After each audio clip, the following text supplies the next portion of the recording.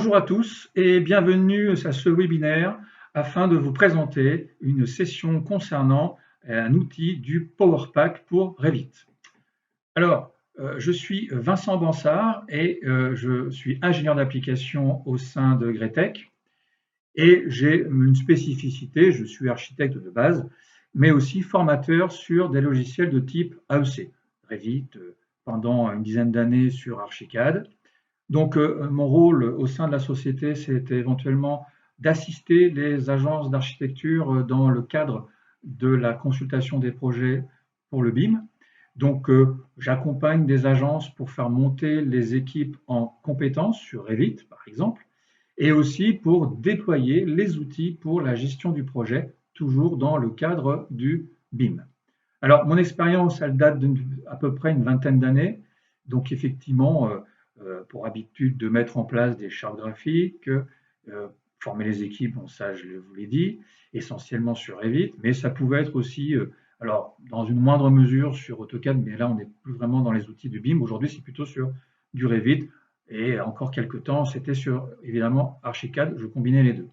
C'est aussi le développer des outils spécifiques dédiés à l'agence, donc par exemple des petites routines avec Dynamo, ce qui permet éventuellement, pourquoi pas, eh bien, de créer des outils pour relever les surfaces totales d'un appartement, par exemple quand on fait des projets de logement. Donc ça peut être effectivement très utile parce que dans Revit, on n'a pas d'outils spécifiquement à ça, à part peut-être l'outil espace, mais c'est plutôt réservé aux bureaux d'études, alors que pour les architectes, eh bien, l'outil pièce, l'outil surface, ne permet pas d'additionner la surface de chacune des pièces et d'afficher le résultat dans une étiquette que l'on peut ensuite, bien sûr, diffuser sur les vues en plan ou les vues en élévation, voire en coupe.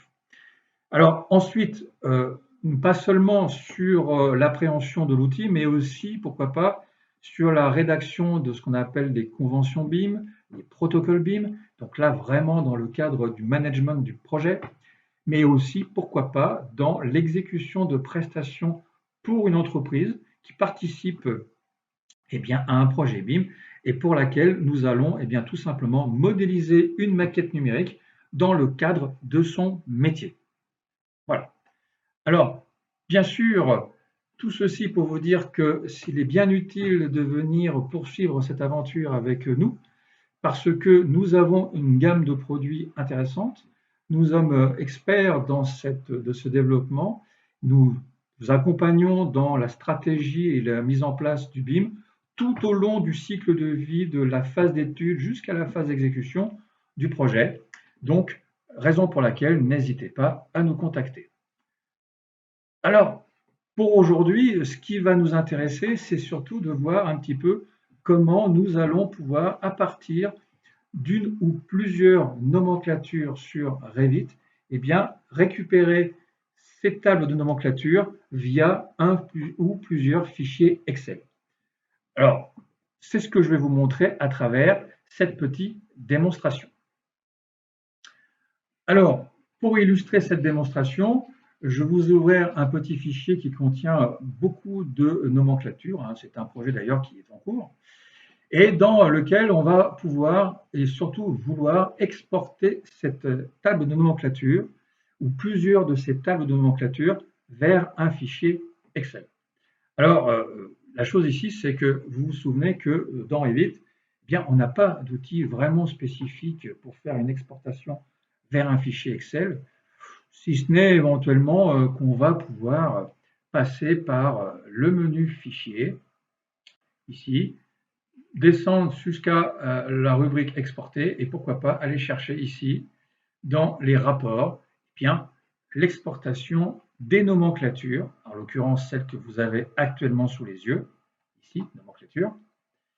Et puis donc voilà, moi je vous ai préparé pour gagner un peu de temps ici un fichier que je vais écraser d'ailleurs.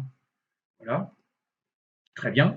Pour vous afficher ici une petite boîte de dialogue qui vous permet en quelque sorte de paramétrer très rapidement ce que vous allez obtenir sur le fichier TXT obtenu. Alors de base, vous avez ici toutes les cases qui sont cochées, mais libre à vous de faire des tests en cochant ou décochant certaines cases pour voir un petit peu ce qui s'y passe. Bon, ici, je vais laisser toutes les cases cochées. Délimiteurs de champs, ben, je vais laisser des espaces. Bon, là aussi, à travers les essais qu'on peut faire, eh bien, pourquoi pas, on verra ce qui convient le plus. Moi, ici, je vais aller au plus simple, si tant est que c'est le plus simple, et voir un petit peu ce qui se passe. Donc, on va faire OK. Et maintenant, eh bien, on va aller chercher, justement, via ce fichier Excel, voir un petit peu ce qui s'y passe. Alors, le fichier, tiens, ici. Lors de l'ouverture de ce fichier texte dans Excel, eh bien, vous avez éventuellement des petites préférences de paramétrage, comme ici. Vous pouvez, à gré, vouloir ici modifier certaines choses. Alors, dans un premier temps, c'est vrai qu'on ne sait pas trop ce qu'on va obtenir. Donc ici, il est peut-être plus sage de pas forcément, alors si, on peut toujours voir un petit peu ce qui s'y passe, hein, c'est pas de problème. Mais sinon, dire, bah non, moi déjà, je vais terminer le paramétrage et garder celui-ci par défaut et voir un petit peu ce que j'obtiens. Et ce que j'obtiens, bah, c'est ça. Donc là, si je veux faire un petit peu de place dans mes colonnes, voilà l'exportation que j'obtiens depuis ma table de nomenclature Revit vers mon fichier TXT ouvert depuis Excel. Bon, bah, effectivement, il y a quelques années, on n'avait pas autre chose que pour faire des récupérations, ce qui est très bien, mais c'est effectivement pas très clair, si ce n'est que derrière, on peut toujours utiliser les outils Excel pour faire de la mise en page un petit peu plus sexy, j'allais dire, un petit peu plus propre, mais bien sûr, ça demande un peu de travail supplémentaire.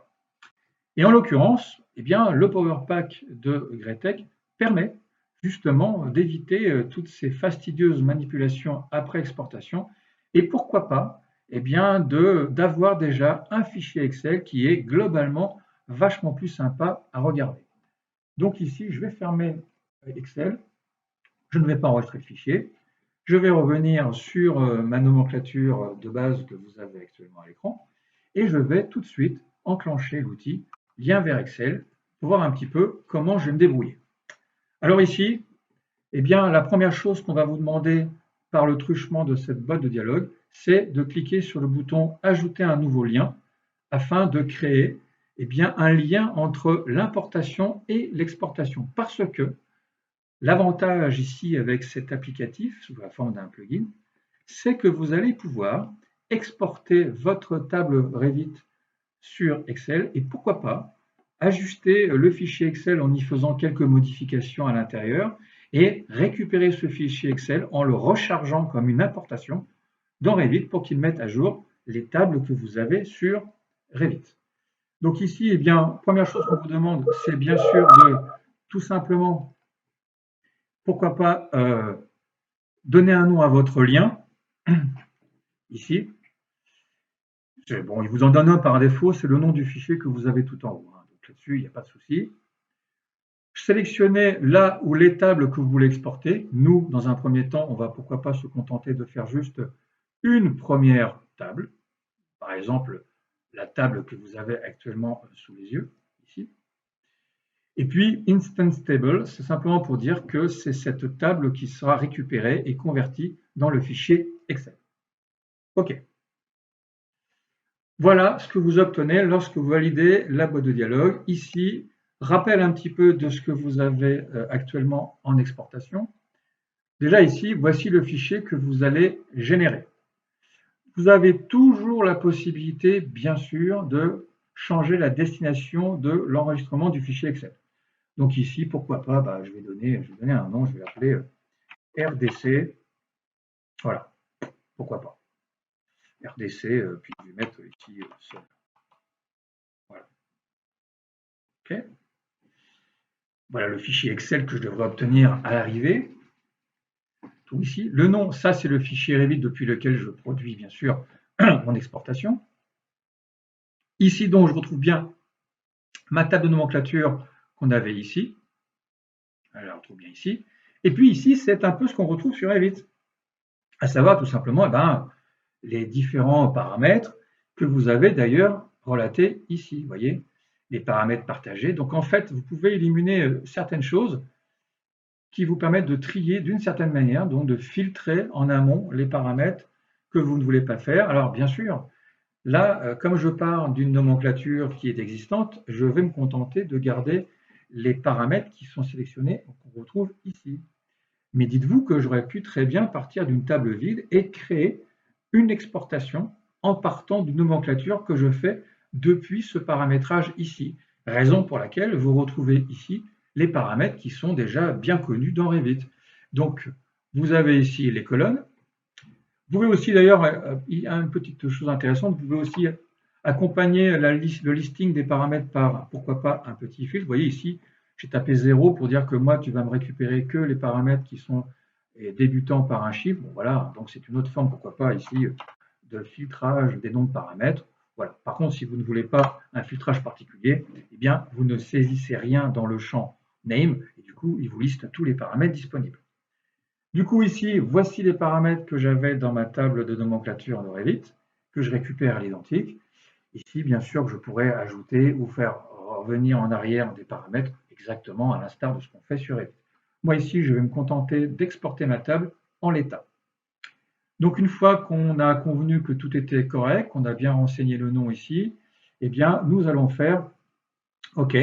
Le petit bouton export qui est ici, pour l'instant, vous n'en avez pas besoin. Vous pouvez directement vous contenter de faire OK. Et du coup, ici, vous revenez sur votre boîte de dialogue initiale, dans laquelle, eh bien, on va, pourquoi pas, vérifier certaines choses. Alors, là, vous avez presque fini, sauf qu'éventuellement, ici, je vous invite à d'abord faire un export et non pas cliquer sur le lien. Il a généré le lien, mais pour que le lien soit valide, il faut déjà exporter ce lien. Cliquons sur le bouton export. Donc, c'est très rapide, hein. Il va vous faire un petit rapport en vous disant que normalement, l'exportation s'est déroulée avec succès. Et là maintenant, que j'ai bien le lien qui est en bleu indiquant qu'il a bien fait l'exportation, eh bien, je vais pouvoir cliquer sur le lien. Il va aller me chercher le fichier Excel tout seul, m'ouvrir ce fichier et me montrer ainsi ce que j'obtiens. Donc, vous voyez que si on devait comparer la première exportation que j'ai faite en fichier .txt et celle que j'obtiens avec ici l'outil du PowerPack, il n'y a quand même pas photo, c'est tout de même vachement plus propre, plus présentable, c'est un peu plus intéressant et agréable à regarder. Ça ne vous empêchera pas de faire des modifications de toute façon, si vous souhaitez agrémenter davantage la présentation du fichier et la mise en page, il n'y aura aucun souci là-dessus, hein, bien sûr. Je vous invite d'ailleurs, pourquoi pas, à le faire. Voilà. Donc ici, nous avons créé une première exportation. Que se passe-t-il si je voulais en faire une deuxième? Eh bien, ici, je pourrais toujours ajouter un nouveau lien. Alors, par exemple, ici, supprimons le lien. On peut toujours supprimer un lien et regardons comment on peut s'y prendre pour exporter plusieurs tables de nomenclature depuis Revit. Alors ici, je vais créer un nouveau lien et dans la boîte de dialogue qui s'affiche comme la première fois, eh bien, je vais pourquoi pas cocher ici rez-de-chaussée et la table des pièces R+1. Voilà, donc je vais faire OK, tout simplement. Ici, il m'affiche du coup les deux éléments qui apparaissent ici. Voilà. Mais attention, ici, il va falloir paramétrer chacune des lignes par le nom d'un fichier différent. Parce que si vous ne le faites pas, eh bien, les fichiers vont s'écraser et du coup, vous n'obtiendrez qu'une seule table et pas les deux. Et généralement, la première de la liste. Donc ici, je vais lui dire que tout simplement, cette table des pièces R+1, eh bien, je vais lui dire que donner une nouvelle destination. Je vais l'appeler ici R+1. Voilà, ouais, table R+1, pourquoi pas.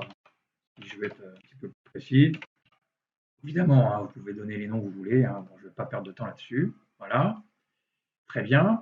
Donc ici, je vais faire un export et je vais cocher la case R+1. Vous voyez maintenant, là, je me suis intéressé aux boutons qui sont en haut parce que je ne veux pas exporter de base avec le bouton OK, mais vraiment cibler bien, la table que je veux exporter et avoir uniquement la table des pièces du R+1. Et je fais OK. Voilà. Donc ici, il me met à jour le lien XML. Voilà, pourquoi pas. Alors là aussi, j'ai peut-être intérêt à venir le renseigner spécifiquement. Voilà, table R+1, je vais faire enregistrer. Voilà, donc il m'a fait la définition de table. Maintenant, je vais passer avec la table des pièces R+2. Ici, donc attention, hein, là il va falloir que tu dises que c'est un autre fichier qui sera plutôt dédié à la table RDC. Voilà, j'enregistre. Pof. Ici, je vais exporter parce que je vais quand même spécifier que ce n'est pas le R+1 que je veux, mais c'est bien la table RDC. OK. Le lien ici, là, ça sera un lien éventuellement pour la table RDC. Voilà. Très bien. Et puis, bah, écoute, là, je pense que j'ai terminé, donc je vais faire OK. Voilà. Donc là, j'obtiens un lien, mais j'en ai qu'un. Là, j'en ai pas deux. Vous voyez ici, je me dis, ah, ça c'est dommage, du coup, là, je n'ai qu'un lien. Alors, qu'est-ce qui se passe quand j'ouvre le lien?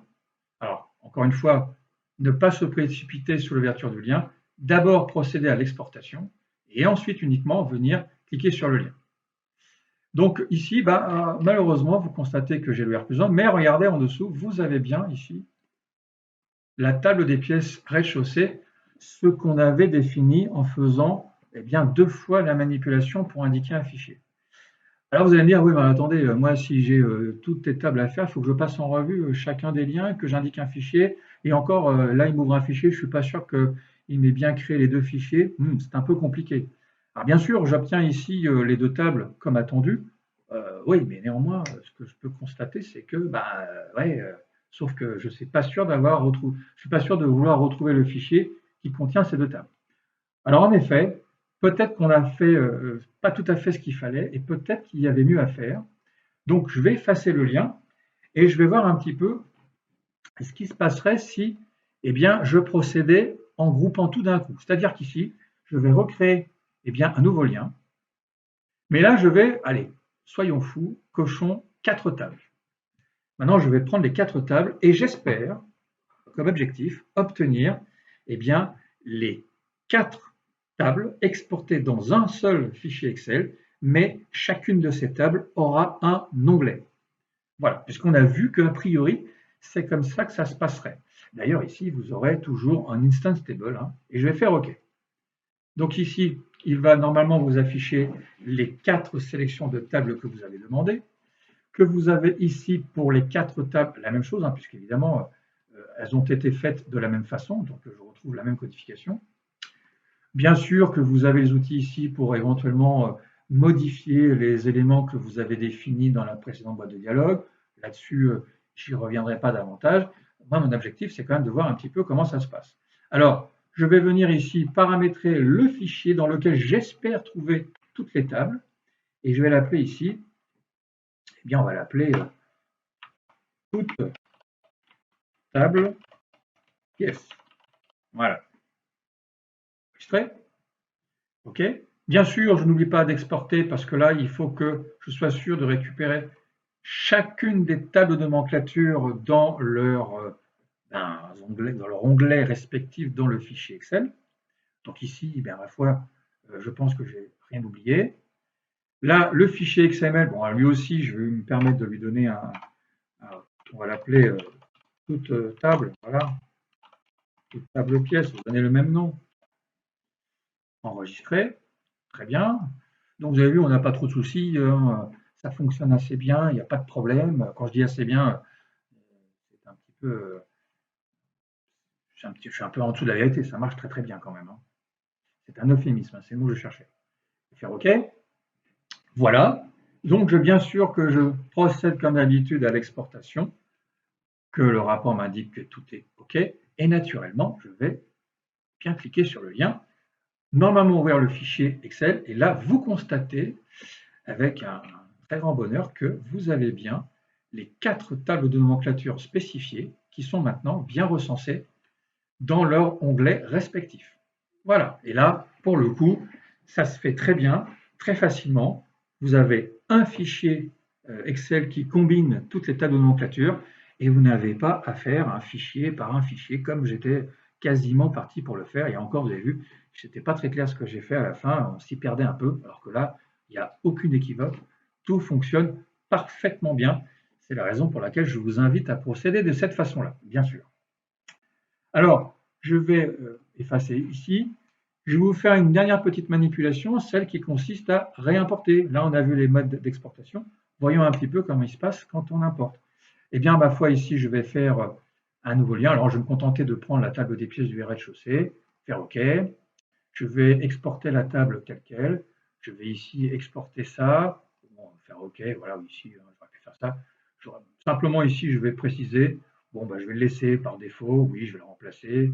Voilà, donc je vais aller au plus vite. Je vais faire OK.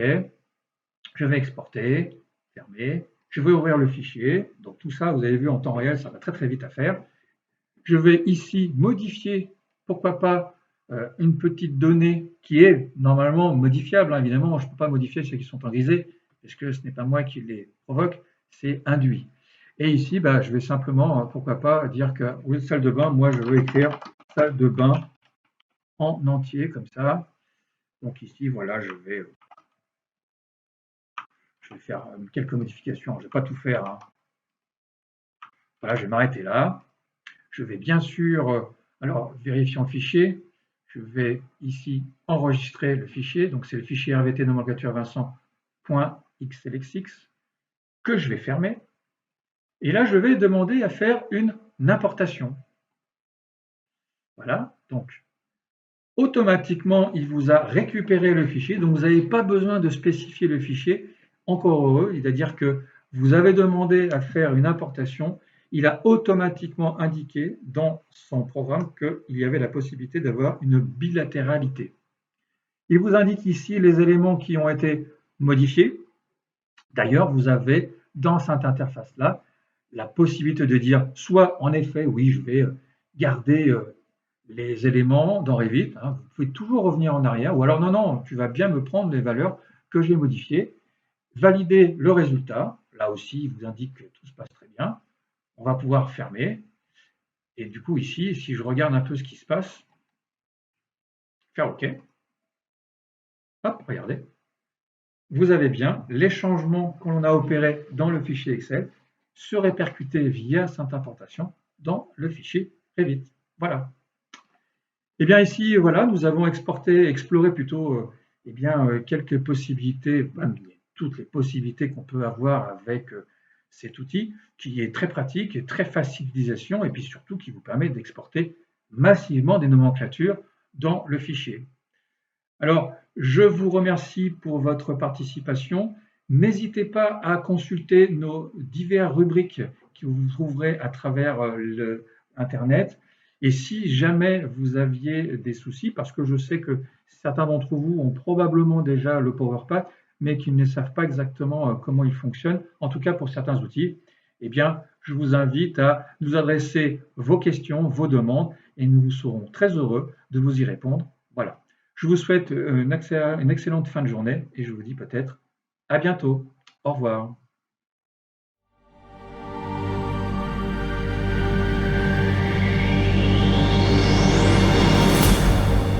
Greytech.